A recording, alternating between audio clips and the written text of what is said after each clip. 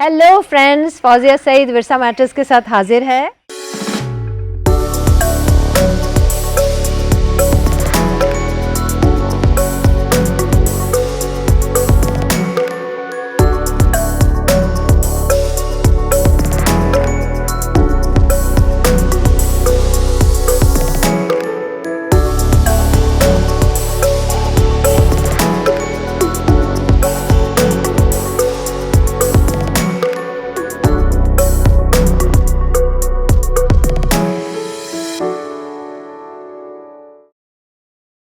मैंने सोचा पिछली दफ़ा बहुत लोगों ने तारीफ़ की कि जी वो आपने वो हांडी टूटने वाली कहानी सुनाई थी, वो हमें अच्छी लगी। तो मैं सोचने लगी कि बहुत से ऐसे मफरूज़े हैं जो हम बात करते हैं जिसको कहते हैं पंच लाइन होती है स्टोरी की। हम सिर्फ पंच लाइन यूज़ करते हैं, उसकी बैकग्राउंड में बड़ा कुछ होता है। तो आजकल के लोगों को बाज़-औक़ात वो नहीं मालूम होती, क्योंकि मेरी जनरेशन की पुरानी स्टोरीज चलती चली आ रही हैं। तो मैंने सोचा आज मैं 2-3 चीज़ें आपके लिए पिक करती हूँ जो मैं उसको क्लैरिफाई करूँ। एक तो ये, हम बात करते करते हैं चलो इसकी तो यहाँ सुई फंस गई है। तो ये सुई फंसना क्या चीज़ होती है? अंग्रेज़ी में है ब्रोकन रिकॉर्ड, तो वो तो समझ में आ जाता है लोगों को, मगर ये सुई फंसना कई दफ़ा नहीं समझ आता। सुई फंसना उसको कहते हैं जिस ज़माने में बड़े बड़े वो एलपी रिकॉर्ड चलाया करते थे ना, जिसको तवे भी कहते थे, तो उसमें वो सुई थी, वो उसके ज़रिए वो आवाज़ आती थी, तो वो जो वाइब्रेशन है। तो कई दफ़ा रिकॉर्ड जो है वो इतने फ्रेजाइल होते थे कि उसमें वो कोई अड़ंगी आ जाती थी, कोई जगह ऐसी आ जाती थी, सुई फंस जाती थी। तो वो गाना चलते चलते वो कहते थे ना वहीं फंस जाता था। तो हम उसको सुई फंसना कहते हैं। और जिन लोगों ने वो बाजे बड़े भोपू वाले भी सुने हुए हैं और रिकॉर्ड प्लेयर्स सुने हुए, उनको पता है। और एक मैं छोटी सी स्टोरी सुनाऊँ, उसको भी इसी तरह ही बात होती है, पंच लाइन में बात होती है कि एक मिरासी था, और वो एक आमतौर पे ये लीनिएज भी रिकॉर्ड किया करते हैं जो मरासी होते हैं ना, सिर्फ ये म्यूजिशियंस ही नहीं होते। तो वो एक राजा जी के साथ पूरी फैमिली के साथ जा रहे थे, और उन्होंने कोई जिसको बर्द खवा कहते हैं, he was suppose to meet the person who he was going to get married to. तो उस गांव में जा रहे थे, ससुराली गांव उसके फ्यूचर का था। तो वो 7 मिरासियों को वैसे भी ले जाते हैं। एक तो वो तारुफ कराते हैं क्योंकि बताते हैं किस किस के बेटे थे, और दूसरा वो रास्ते में ज़रा जोक्स भी सुनाते जाते हैं, तीसरा वो खाने वाने का भी इंतज़ाम कर देते हैं। तो बहुत सारे मल्टीपर्पज़ ये बंदे हुआ करते थे, मगर इनका वेट बहुत तेज़ था। तो जब रास्ता बहुत लंबा हो गया तो उन्होंने कहा अब गाँव करीब आ गया है। तो जो बाकी लोग थे वो तो फिर भी चलो बुज़ुर्ग ठीक थे, जो दूल्हा मियाँ थे या होने वाले दूल्हा मियाँ, वो उनका पजामा उन्होंने कहा बहुत गंदा हो गया है, तो ये दिस इज़ नॉट ऑन।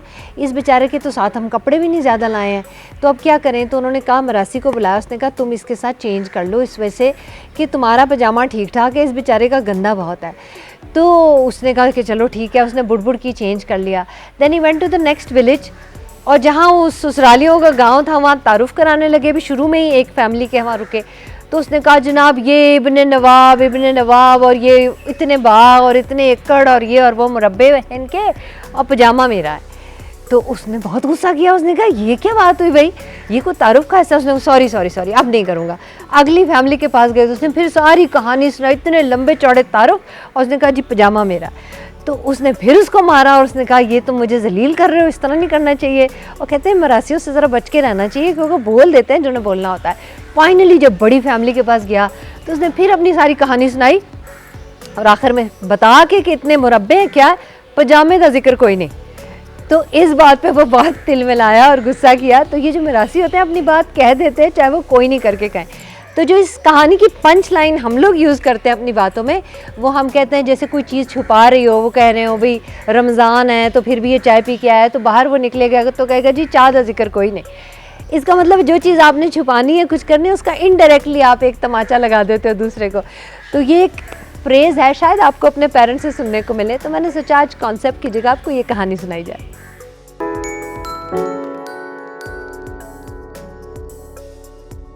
आज की स्पॉटलाइट चोलिस्तान और चोलिस्तान के म्यूजिशियंस के ऊपर है।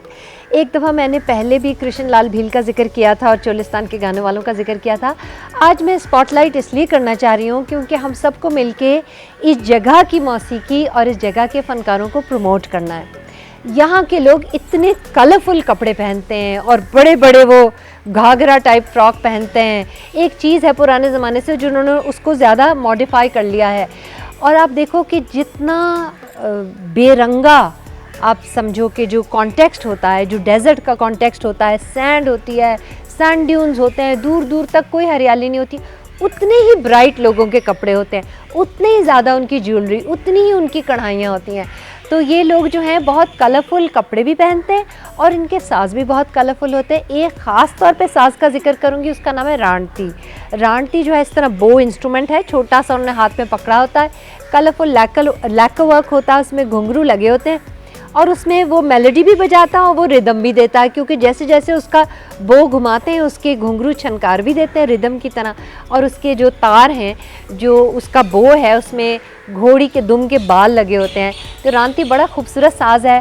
और ये जो चोलिस्तान के लोग हैं ये दास्तान गो भी रहे हैं, छोटे छोटे गीत भी गाते हैं, भजन भी गाते हैं और सहराओं की आवाज़ है और इंतज़ार है इनकी आवाज़ में, इनके गीतों में बहुत ज़्यादा।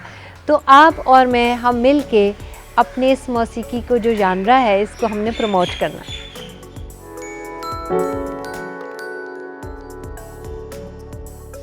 अब वक्त हुआ कल्चरल राउंड अप का। तो अब तो खबरें हर तरफ से अच्छी आ रही हैं, कोरोना जो कर्व है वो तो अब नीचे नीचे जा रहा है और बहुत सारे प्रोग्राम जो है वो खुलने शुरू हो गए हैं SOP के साथ, लेकिन फिर भी काफ़ी हैं। तो आपको मैं जल्दी जल्दी ये बताऊं कि एक तो फिल्म प्रोडक्शन के ऊपर PNCA ने जो बहुत मेगा इनिशिएटिव शुरू किया है, ये 1 साल का सर्टिफिकेट कोर्स है। इसमें 2 सेमेस्टर्स हैं, 6 कोर्सेज़ पहले सेमेस्टर में, 6 बाद के सेमेस्टर में। ये जो है अक्टूबर के फर्स्ट वीक में शुरू होने जा रहा है। डेडलाइन एक्सटेंड हो गई है तो थोड़े से दिन और आ गए, आप जल्दी जल्दी अप्लाई कर लें तो शायद you can still make it. वो जो जनूनी फिल्म मेकर्स हैं जो चाहते हैं फीचर फिल्म में आप वो ट्रांजिशन करें, ये कोर्स उनके लिए है और PNC के वेबसाइट से आपको सारी मालूमात मिल जाएंगी। ये कोर्स की जो इनागरल है वो सेरेमनी लाहौर में होगी, शाकिर अली म्यूज़ियम में 2 या 3 तारीख को होगी। इसकी भी डिटेल्स आप फेसबुक से ले लीजिएगा।